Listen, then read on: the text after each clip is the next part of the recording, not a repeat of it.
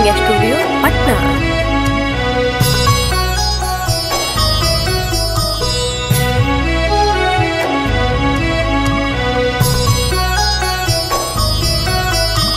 देदा कुछ रुपया हमारा के भैया हो, राखी किने जइबा बाजार।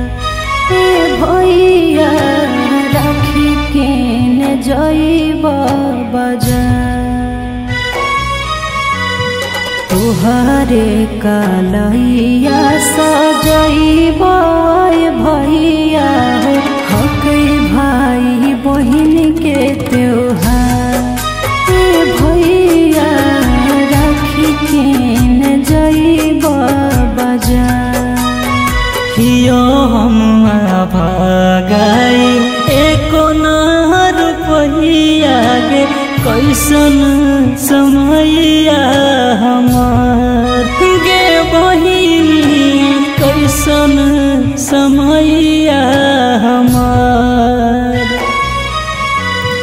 बिकतो त बेच देबो तोरा लागे देहियोगे, मिलतो जे कोनो खरीदार गे बहिनी, मिलतो जे कोनो खरीदार।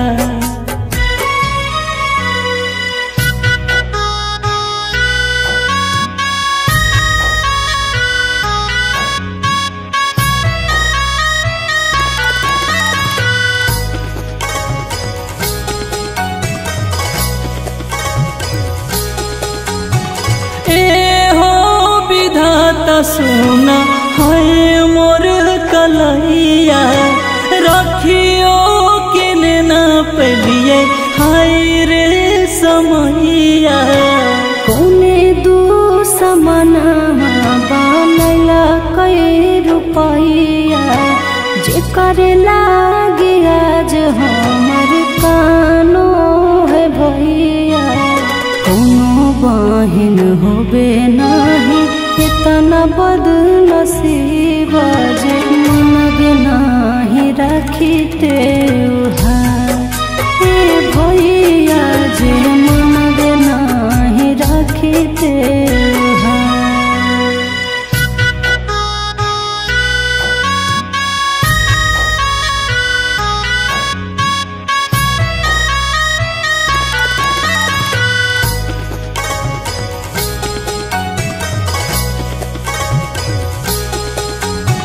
चुपे रहे बहिनी नहीं हार न लोर गे, विधना के लेखा नहीं काट के हुओर गे।